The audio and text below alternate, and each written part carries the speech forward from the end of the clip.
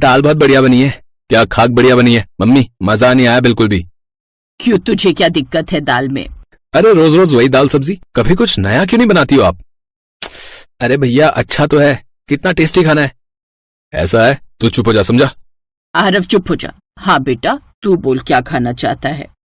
कुछ भी बनाओ ना अच्छा सा, पर ये दाल चावल कुछ दिन दूरी रखो मुझसे। और इसका क्या है, इसे तो घास फूस भी दे दोगे तो ये आराम से खा लेगा और बाद में कहेगा मम्मी वाह क्या घास बनाई थी आपने, और ये भूसा भी बहुत ही टेस्टी है। आर्यन ने अपने छोटे भाई आरव का मजाक उड़ाया तो बेचारे आरव को छोड़कर बाकी सब लोग हंसने लगे। आरव के साथ ये व्यवहार इसलिए लिए था क्योंकि वो आरती और दिनेश का सगा बेटा नहीं था। दिनेश के छोटे भाई और उसकी पत्नी की मौत के बाद आरव की जिम्मेदारी अब आरती और दिनेश पर ही आ गई थी, जिसे वो बेमन से निभा रहे थे। फिर उसी शाम, मम्मी क्या कर रहे हो? रात के खाने की तैयारी कर रही हूँ। मम्मी कोई काम है तो मुझे बताओ ना, मैं आपकी मदद कर देता हूँ। अच्छा तो फिर एक काम कर, ये आलू प्याज छीलकर काट दे बारीक बारीक। बस इतना सा काम अभी कर देता हूँ। आरव अक्सर आरती की रसोई और घर के बाकी कामों में मदद करता था। फिर थोड़ी देर बाद उसने कहा, मम्मी एक बात कहूँ? हाँ बोल। भैया की जॉब भी लग गई है, अच्छा कमा भी रहे हैं, तो भैया की शादी करा दो अब। क्यों, तुझे बड़ी जल्दी है आर्यन की शादी कराने की? नहीं नहीं, मुझे कोई जल्दी नहीं है। मैं तो इसलिए कह रहा था कि घर में बहू आ जाएगी तो आपका मन भी लग जाएगा और काम भी हल्का हो जाएगा। हाँ हाँ देखते हैं। आरती ने आरव की बात को इग्नोर करते हुए कहा, लेकिन ये बात आर्यन ने सुन ली और वो झट से बोला, अबे अगर तुझे कोई लड़की पसंद है तो सीधा मम्मी को बोलना, तू मेरी शादी के पीछे क्यों पड़ा बे? अरे नहीं भैया, ऐसी कोई बात नहीं है। अच्छा वैसे ये होगा भी कैसे, अपनी शक्ल देखिए, कौन लड़की शादी करेगी तुझसे? आर्यन और आरती हंसने लगी और बेचारा आरव मुंह लटकाए वहां से चला गया। फिर उसके जाने के बाद, वैसे आर्यन वो ठीक ही कह रहा था, तेरी शादी करा देते हैं अब। क्या माँ, कहाँ उसके चक्कर में पड़ गई हो? अरे भाई क्या बातें चल रही है माँ बेटे में? देखो ना पापा, ये आरव माँ के कान भर रहा था, कह रहा था कि आर्यन भैया की शादी करा दो। हाँ तो ठीक ही तो कह रहा है, तेरे बाद ही तो उसकी शादी होगी और तुझे तो किसी भी उम्र में एक से एक सुंदर लड़की मिल जाएगी। पर उसकी शक्ल देखिए, 3-4 साल और गुजर गए तो पता नहीं बेचारे को लड़की मिले कि ना मिले।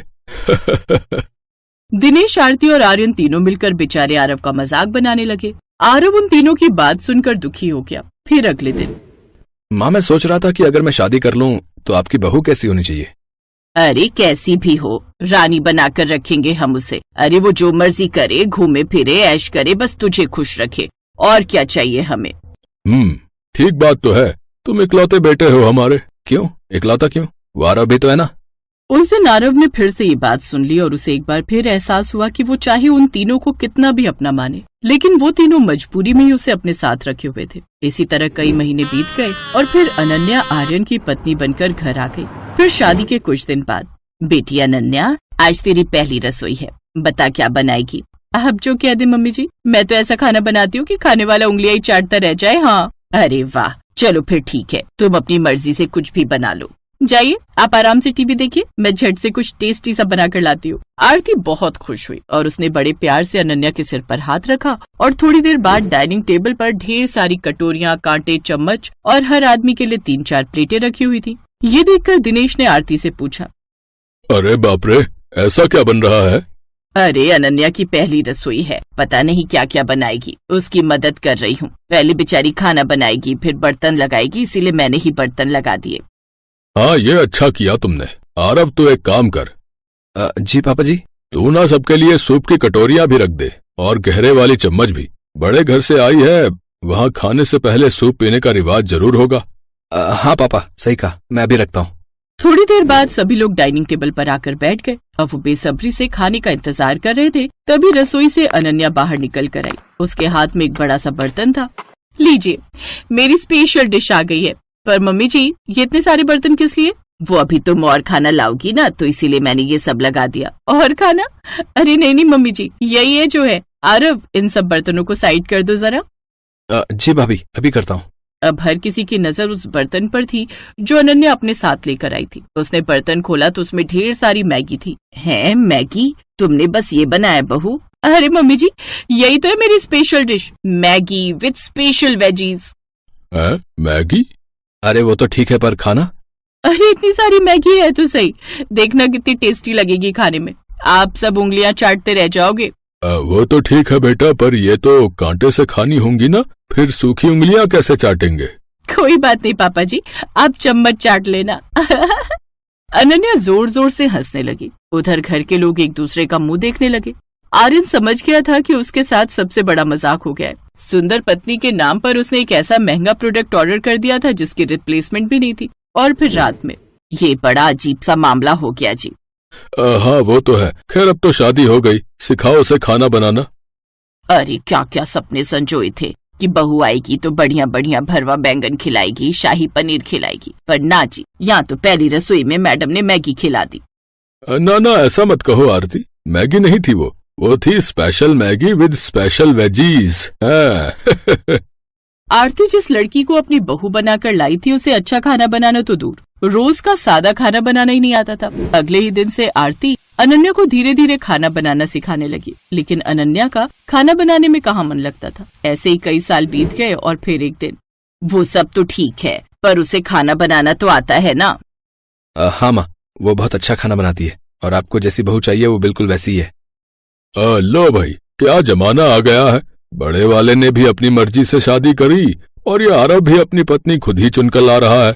हमारी तो कोई जरूरत ही नहीं रही अब। अरे ठीक है ना बाबा जी, क्या फर्क पड़ता है, आपको कौन सा दहेज देना है? देना नहीं है पर लेना तो है, लेकिन ये भाई साहब ऐसी लड़की पसंद करके आए हैं जो पहले से ही गरीब है। अरे अनन्या को देखो, क्या नहीं लाई थी वो अपने साथ, कार, एसी है, अरे सब कुछ दिया था उसके पापा ने। खैर भैया, जिसकी जैसी किस्मत। और फिर आरव की शादी हो गई और घर में आराध्या छोटी बहू बनकर आ गई। पहली रसोई के दिन, ये लीजिए मम्मी जी, ये भरवा बैंगन, ये शाही पनीर और ये गाजर का हलवा, और साथ में नान भी बनाइए मम्मी जी। वाह वाह, क्या बात है, खाने की खुशबू तो कमाल लग रही है। हाँ हाँ ठीक है, चलो खाना शुरू करें। जैसे ही सभी लोगों ने खाना शुरू किया, उन सबने अपनी अपनी आंखें बंद कर ली। खाना वाकई बहुत टेस्टी बना था। सबने अपनी अपनी प्लेट साफ कर ली और उंगलियां चाटने लगे। खाना ठीक ही बना था है ना मम्मी? हाँ हाँ ठीक सही था, पर इन डिशेस में ऑयल बहुत होता है, बाप रे। आराध्या ने बहुत मेहनत की थी पर उसे वो तारीफ नहीं मिली जिसकी वो हकदार थी। उधर रात में आरव ने आराध्या को सारी बात बता दी और उसकी खूब तारीफ की। अब पता चला कि तुम्हारे इतने अच्छे खाने को क्यों तारीफ नहीं मिली। हाँ समझ गई, लेकिन कोई बात नहीं, मुझे तो तुम्ही से शादी करनी थी, बस अब और कुछ नहीं चाहिए मुझे। इसी तरह वक्त गुजरने लगा और फिर एक दिन, वाह आराध्या, क्या बात है, आज एक करारी भिंडी तो तुमने बड़ी ही गजब बनाई है। हाँ ठीक ही है। अरे कितनी सरल सी सब्जी है, भिंडी तेल में डालो और लो बन गई करारी भिंडी। असली मेहनत तो लगती है चाइनीज बनाने में, और मैं तो सोच रही थी कि आज शाम को सबके लिए हक्का नूडल्स बनाऊं, लेकिन सारी मेहनत मुझे अकेले ही करनी पड़ेगी। इस आराध्या को तो नूडल्स उबालने भी नहीं आते होंगे। नहीं नहीं आते हैं उसे, क्यों आराध्या? अरे रहने दे छोटे, क्यों बेचारी की नाक कटवाने पर तुलाए, रहने दे आराध्या, तू अपनी दाल रोटी बना।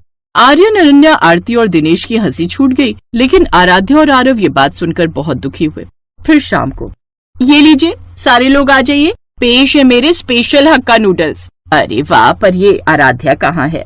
पता नहीं मम्मी जी, रसोई में मेरे बाद कुछ बना तो रही थी, मैंने ध्यान नहीं दिया। आप शुरू करो ना। जैसे सबने अपनी अपनी चम्मच निकाली तभी आराध्या ने आवाज दी, रुकिए मम्मी जी, मैंने भी हक्का नूडल्स बनाए, मेरे नूडल्स भी ट्राई कीजिए ना। हर कोई आराध्या की बात सुनकर हैरान था, और जैसे ही सभी ने अनन्या के नूडल्स के बाद आराध्या के नूडल्स खाए। अरे वाह, क्या बात है। हाँ बिल्कुल होटल जैसे, मजा आ गया। यार ये तो कमाल ही हो गया, मुझे नहीं पता था आराध्या कि तुम तो रियल में शेफ हो। मुझे माफ कर दे आराध्या, हम लोगों ने हमेशा तुमसे बुरा बर्ताव किया और अनन्या को ही अपनी बहू माना, पर अब हम समझ गए हैं कि सही क्या है। अनन्या, आज से तुम आराध्या से खाना बनाना सीखोगी और रोज वैसा ही खाना बनाओगी जैसा ये बनाती है। मैंने कहा था ना मम्मी जी कि आराध्या सिर्फ इंडियन ही नहीं, चाइनीज भी अच्छा बनाती थी। उसे तो चाइनीज खाना और बनाना बहुत पसंद था, लेकिन वो तो आपकी वजह से ही देसी खाना बनाती थी। हाँ, और ये खासकर हक्का नूडल्स कमाल के बने हैं सच में। हाँ।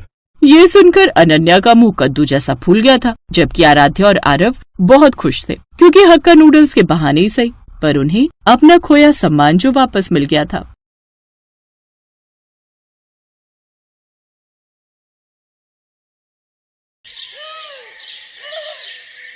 रूपनगर में सीमा अपने बड़े लेकिन गरीब ससुराल में रहती थी। उसके ससुराल में उसके सास ससुर, पति और 4 साल की बेटी रूही थी। सीमा का पति अशोक एक फैक्ट्री में गार्ड का काम करता था। एक रात काम पर जाते वक्त उसका एक्सीडेंट हुआ और उसके दोनों पैरों में गहरी चोट लग गई और कुछ महीने के लिए डॉक्टर ने उसे बेड रेस्ट के लिए बोल दिया था। अशोक की ऐसी हालत देख फैक्ट्री के मालिक ने उसको बिना तनख्वाह दिए छुट्टी पर भेज दिया। इसलिए घर खर्च चलाने के लिए सीमा ने लोगों के घरों में काम करना शुरू कर दिया। क्या नाम है तुम्हारा? जी सीमा। देखो सीमा, घर की साफ सफाई, झाड़ू पोछा, बर्तन, कपड़े, ये सब काम तुम्हें करने होंगे और इसके बदले में मैं तुम्हें 3,000 दूंगी, ठीक है? जी मालकिन, मैं कल से आ जाऊंगी। अगले दिन से सीमा काम पर चली गई। सीमा, घर की साफ सफाई हो गई हो तो फिर जरा किचन भी अच्छे से साफ कर देना, और हाँ, जब जाएगी तो एक बार मुझे फुट मसाज दे देना। उफ, कल शॉपिंग करके आई हूं ना तो पैर बहुत दुख रहे हैं। ठीक है मालकिन, मैं कर दूंगी। सारा काम निपटाकर मालकिन की फुट मसाज करके सीमा घर लौटती है। थकी हारी सीमा घर लौटी तो उसकी ऐसी हालत देखकर अशोक बोला, मुझे माफ करना सीमा, आज मेरे कारण तुम्हें दूसरों के यहाँ ये सब काम करना पड़ रहा है। ये आप कैसी बातें कर रहे हैं जी? जिंदगी में उतार चढ़ाव तो आते ही रहते हैं और बुरा वक्त ही तो है, आज नहीं तो कल कट जाएगा। सीमा एक जिंदा दिल औरत थी, उसमें बहुत हिम्मत थी। वो हर मुसीबत से लड़ना जानती थी। सीमा के ससुराल वाले बहुत ही अच्छे थे। सीमा काम पर जाती तो उसके सास ससुर घर का सारा काम संभाल लेते, लेकिन मालकिन द्वारा दिए गए पैसों से सीमा और उसके परिवार का गुजारा बस उतना ही हो रहा था कि उन्हें 2 वक्त का खाना मिल जाता था। सीमा अपनी मालकिन रश्मिका के घर के सारे काम करती। कभी कभी अगर खाना बनाने वाली नहीं आती तो सीमा खाना भी बना देती। अरे वाह सीमा, तुम तो बहुत बढ़िया खाना बना लेती हो। जी मालकिन, मुझे सब कुछ बनाना आता है, इडली, सांभर, नूडल्स, मोमोज। अरे वाह, फिर तो तुम बड़ी ही टैलेंटेड हो। ऐसे ही समय बीता। एक रोज रश्मिका के बर्थडे पर उसकी कुछ फ्रेंड्स उसके घर आने वाली थी। रश्मिका के सोसाइटी के पास एक बहुत ही नामी रेस्टोरेंट था।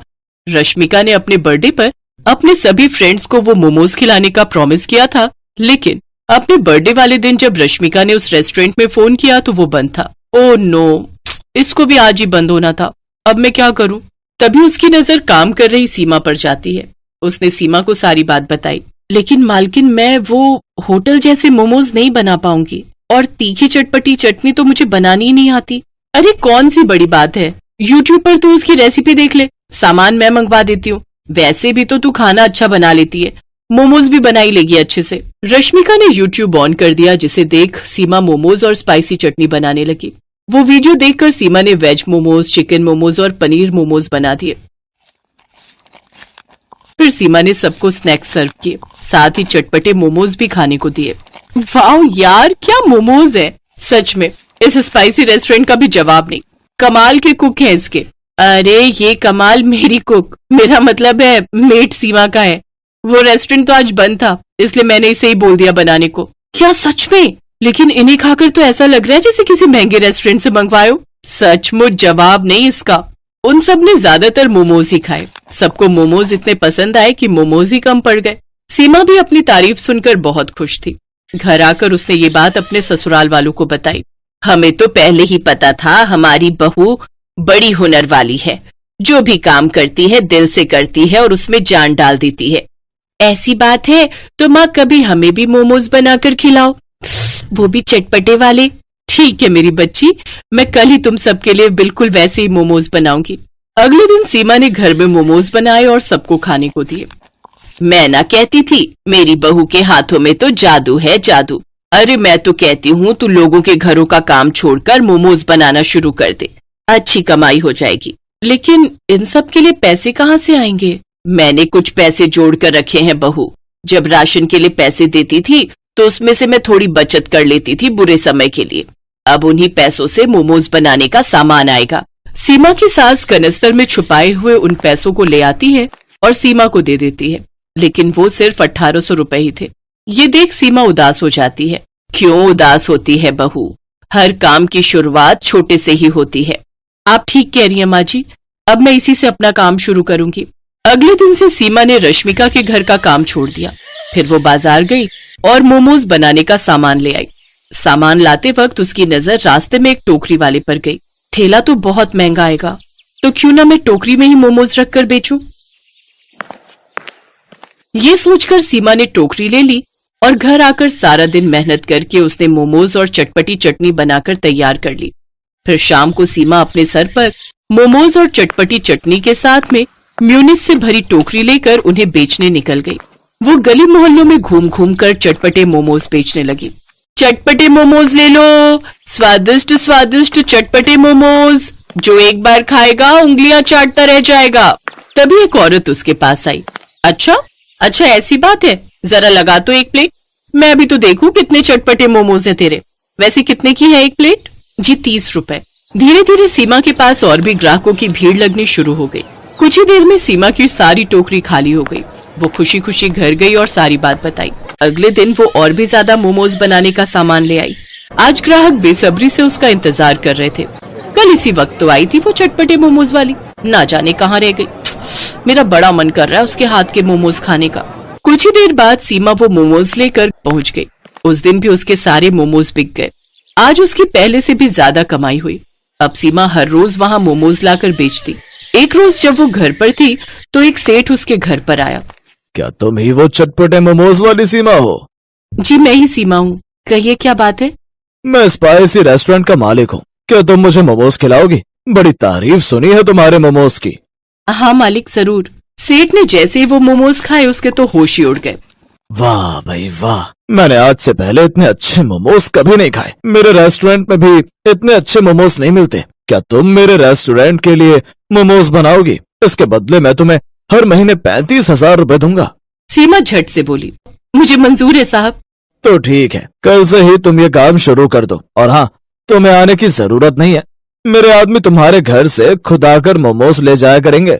सेठ वहाँ से चला गया। ये सब तुम्हारी मेहनत का कमाल है सीमा। हाँ बहू, और इस काम में हम सब भी तुम्हारी मदद करेंगे। अगले दिन से सीमा मोमोज बनाने लगी। होटल से कुछ आदमी उसके घर से चटपटे मोमोज ले जाते और उसे रेस्टोरेंट में बेच देते। अब अशोक भी पूरी तरह ठीक हो गया और वो भी सीमा की इस काम में मदद करने लगा। धीरे धीरे सीमा ने अच्छे खासे पैसे जोड़ लिए। इस काम से उसकी आमदनी और ज्यादा बढ़ गई। अब तो उसके पास ग्राहक और ज्यादा बढ़ गए। वो पूरे शहर में चटपटे मोमोज वाली के नाम से मशहूर हो गई। अब उसकी और उसके परिवार की गरीबी भी दूर हो गई।